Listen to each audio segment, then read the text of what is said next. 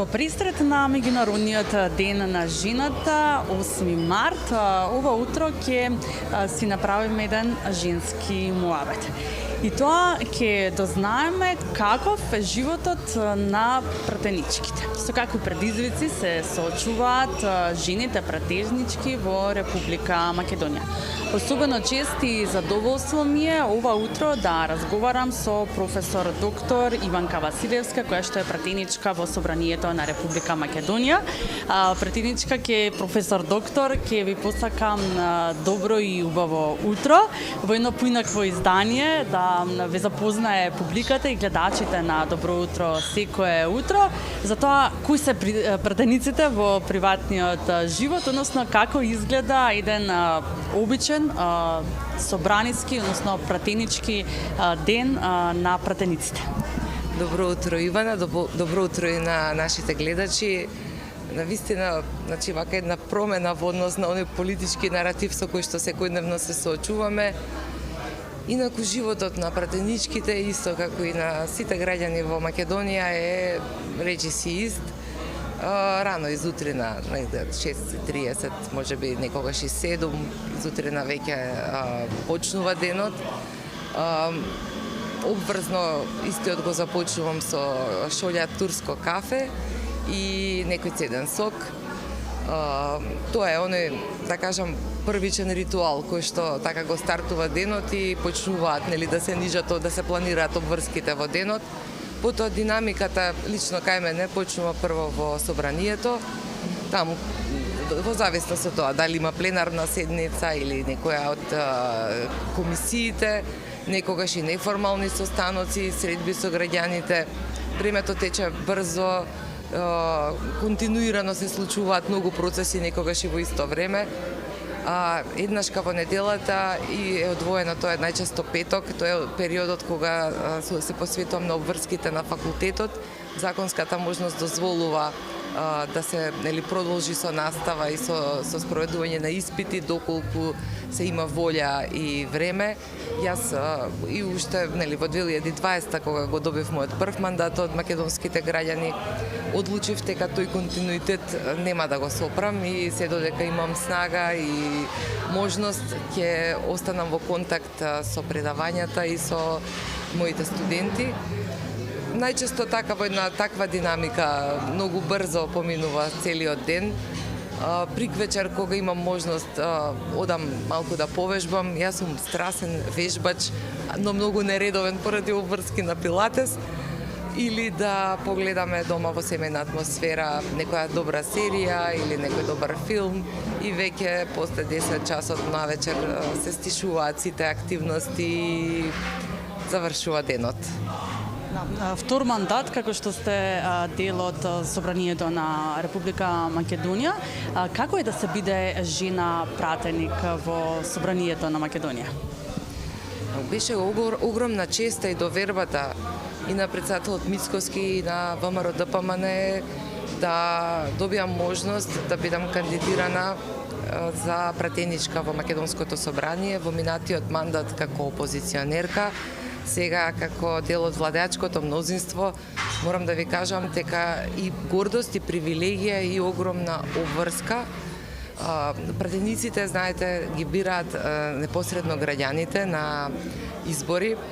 Од таму нашата улога не е само законодавна, туку е и во насока на одбирање на представниците на власта, но и секако и коректив на власта, така што многу погрешно ми се чини дека е представено и во јавноста и во текот на овие повеќе од 30 години децениско управување на демократските процеси, парламентот некако доби една негативна слика со која што е представен како местото на најкорумпираните, а во суштина е местото кое што најмногу ги испорачува сите потреби, се што е поврзано со законската регулатива. Многу често се соочува во првиот мандат, тоа ми беше малку збунувачки, сега веќе се човек навикнува на тие поимања и имам трпение да им објаснам на граѓаните. Најчесто кај нас се обраќаат за секакви проблеми и бараат решавање на истите. практично и пратениците во својата улога помеѓу другите работи се и сервис на граѓаните, да се слушнат нивните индивидуални потреби, да испратиме пораки до власта, до оние кои што имаат извршната моќ да можат да направат некоја промена или да се слушне гласот на граѓаните во однос на некое конкретно прашање.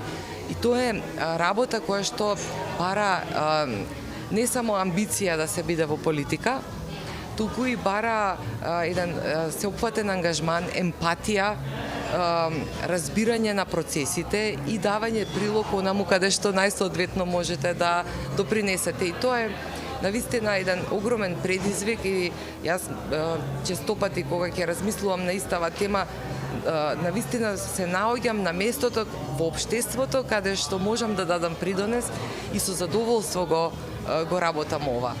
Предизвиците со кои што се соочуваат жените во политиката се огромни. Се уште нели постојат оние предрасуди кои што се насочени кон жените во политиката, но Македонија минатата година за прв пат избра нели и жена претседател, односно жената да биде врховниот командант на земјата. Но во собранието се уште имаме 1/3 пратенички, во споредба со нели од 120 нели пратеници имаме 43 жени пратенички. Дали се бориме за да дојдеме до некои 50% дел во собранието да ги представуваат жени мажи? Па јас сум припадник на конзервативната опција. Јас верувам во традиционалното семејство и во традиционалните општествени односи, не од аспект на супрематија на едниот пол на другиот, туку од аспект на почитување на изворот и на живење на еден пристоен, достоинствен живот. Таа е нашата, да речам наопшто кажано, базична платформа. Во однос на реципроцитетот, ние секако нема никош да се откажеме од барањето и борбата за 50-50, бидејќи квотите помогнаа во текот на овие 30 на години да се создаде видливост и визибилност на женскиот пол во рамките на политичката сцена. Секако, тука треба да потенцирам дека не е доволно само да сте жена, не е доволно само да сте убава или некому допадлива, не е доволно само некоја мала група на мажи да одлучат дека ете токму таа жена ќе одбереме и ќе дадеме шанса да биде политичарка и нели потоа ќе биде само, да кажеме, како еден примерок на политичкиот простор, туку потребни се и други критериуми. Се бара прво нели да се има идеолошка матрица, да се има представа за процесите, да се има една длабочина, да се работи на себе, да се, пак ќе кажам и ќе потенцирам, многу е важна емпатијата кон луѓето, кон разбирањето за групата во која што действувате, бидејќи таа група овозможува процесите да се движат напред, да се создаде простор во кој што ќе може политиките за кои што се залагате да ја видат светлината на денот и да се испорача на крајот од истиот ден резултатот кој што ќе биде во бенефит за сите македонски граѓани. Така што апсолутно сметам дека треба да работиме на подигање на квалитетот на изборот на жени.